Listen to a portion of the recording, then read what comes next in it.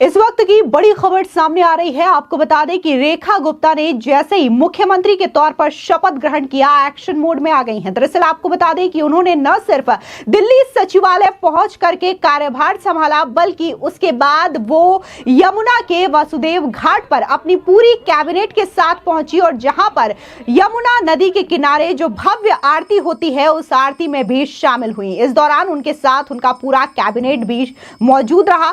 साथ ही उन्होंने यमुना नदी में जो साफ सफाई का कामकाज चल रहा है, उसका निरीक्षण भी किया। यानी कि यह कहना गलत नहीं होगा कि जैसे ही रेखा गुप्ता ने दिल्ली के सीएम के तौर पर शपथ ग्रहण किया, उसके बाद उनकी जो पहली प्राथमिकता नजर आई वो यमुना नदी को लेकर के नजर आई, क्योंकि न सिर्फ वो यमुना नदी पर पहुंची, घाट का निरीक्षण किया, साफ सफाई का निरीक्षण किया, बल्कि उन्होंने भव्य यमुना आरती का आनंद भी लिया और इस आरती में शामिल भी हुई। आज मां यमुना की आरती करते हुए हमने फिर से उस संकल्प को दोहराया जो हमारी प्राथमिकता रहेगी। मां यमुना को फिर से उनके पुराने साकार स्वरूप में लेके आना, साफ सुथरा करना, दिल्ली को वो यमुना माई का फिर से आशीर्वाद देना जिसके वो अधिकारी हैं। यमुना की सफाई हमारी प्राथमिकता, उसके लिए जो साधन संसाधन लगाने होंगे उस पे पूरे लेआउट प्लान के साथ में काम किया। दरअसल इससे पहले रेखा गुप्ता ने दिल्ली सचिवालय पहुंच करके मुख्यमंत्री का पदभार संभाला। साथ ही शाम में पहली कैबिनेट की बैठक भी उन्होंने संपन्न की। दरअसल पिछले 10 सालों से दिल्ली पर शासन करने वाली अरविंद केजरीवाल की आम आदमी पार्टी ने बार बार यमुना को साफ करने का वादा तो किया था, लेकिन इस प्रतिबद्धता को पूरा करने में विफल रही। अब नई बीजेपी की सरकार ने यमुना की सफाई को सर्वोच्च प्राथमिकता दी है। आपको बता दें कि 3-4 दिन पहले ही बकायदा एलजी ने आदेश दिए, जिसके बाद यमुना नदी पर कई सारी हाईटेक मशीनें उतारी गई और इन मशीनों के जरिए यमुना नदी की सफाई का काम हो रहा है। जिसके बाद जो शाम की आरती होती है, उसे देखने के लिए यहां पर सैकड़ों की तादाद में जो जनसंख्या है वो आ रही है और श्रद्धालु यहां पर होने वाली भव्य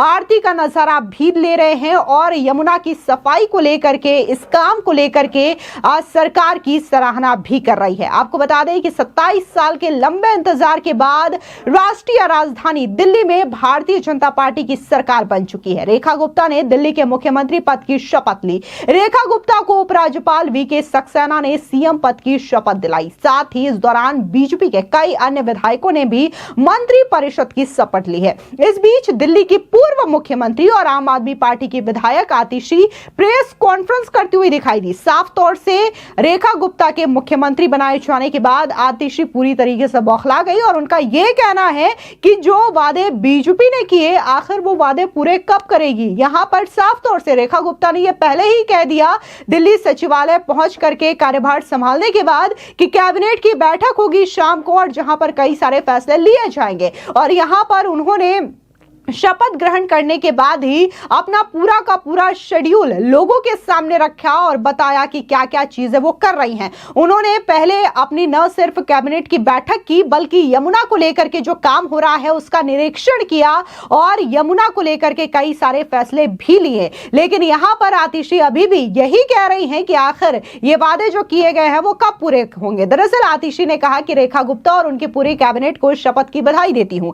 मैं उम्मीद करती हूं कि एक महिला मुख्यमंत्री होने के नाते जो वादे बीजेपी ने दिल्ली के महिलाओं से किए हैं, उन वादों को रेखा गुप्ता बखूबी निभाएगी। इस दौरान आतिशी ने 2500 रुपए की जो स्कीम है उसका भी जिक्र किया। दरअसल आतिशी ने कहा कि चुनाव प्रचार के समय प्रधानमंत्री मोदी ने, बीजेपी के सभी बड़े नेताओं ने, खुद रेखा गुप्ता ने दिल्ली के महिलाओं को वादा किया है कि दिल्ली की हर महिला को 2500 रुपए प्रति महीने की राशि उनके बैंक के खातों में मिलेगी। उन्होंने क्लियर कट शब्दों में यह कहा है कि जैसे ही कैबिनेट की पहली बैठक होगी, महिलाओं के लिए 2500 रुपए की स्कीम महिलाओं के लिए पास की जाएगी और 8 मार्च को महिलाओं को उनकी पहली किश्त मिल जाएगी। आतिशी ने कहा कि प्रधानमंत्री मोदी ने अपनी रैली में यह भी कहा था कि दिल्ली की सारी महिलाएं अपने फोन को अपने खातों से लिंक कर ले, 8 मार्च को उनके पास SMS आ जाएगा। सुनिए और क्या कुछ आतिशी मारलेना ने कहा। सबसे पहले मैं दिल्ली की मुख्यमंत्री रेखा गुप्ता जी और उनके पूरे कैबिनेट को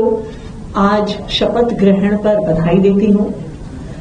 दिल्ली को अपनी चौथी महिला मुख्यमंत्री मिली है। ये दिल्ली की महिलाओं के लिए खुशी की बात है और मैं ये उम्मीद करती हूं कि एक महिला मुख्यमंत्री होने के नाते जो वादे भारतीय जनता पार्टी ने दिल्ली की महिलाओं को किए हैं, उन वादों को रेखा गुप्ता जी बखूबी निभाएंगी।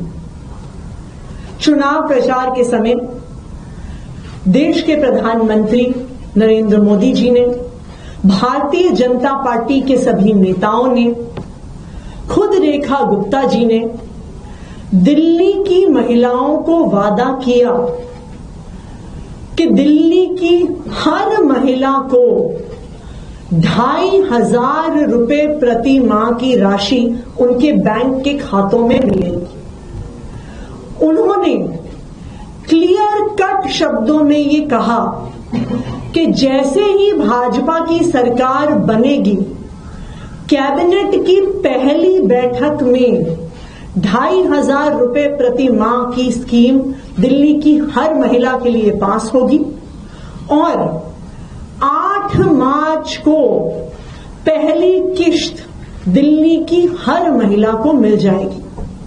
प्रधानमंत्री जी ने तो अपनी एक रैली में यह भी कहा कि दिल्ली की सब महिलाएं अपने फोन को अपने खातों से लिंक कर लें कि 8 मार्च को उनके पास एसएमएस आ जाए कि उनके खाते में 2,500 रुपए जमा हो गए हैं। आपको बता दें कि जिन वादों को लेकर के आतिशी आज बीजेपी पर कटाक्ष करने की कोशिश कर रही है, कहीं ना कहीं बीजेपी ने सरकार गठन से पहले ही उन वादों को लेकर के जमीनी स्तर पर काम करना शुरू कर दिया। बीजेपी ने पहली प्राथमिकता यमुना नदी की साफ सफाई को लेकर के किया था और सरकार गठन से पहले ही यमुना नदी की साफ सफाई का काम बीजेपी ने शुरू कर दिया। और अब जो पहली कैबिनेट मीटिंग हुई है, इसमें कई सारे फैसले जो है वो रेखा गुप्ता लेने वाली हैं। लेकिन आतिशी ये भूल गई कि जिस यमुना को लेकर के अरविंद केजरीवाल ने हर चुनाव में जनता से वोट मांगा था, अरविंद केजरीवाल ने यमुना की सफाई के नाम पर सिर्फ और सिर्फ जनता को ठगने का काम किया था।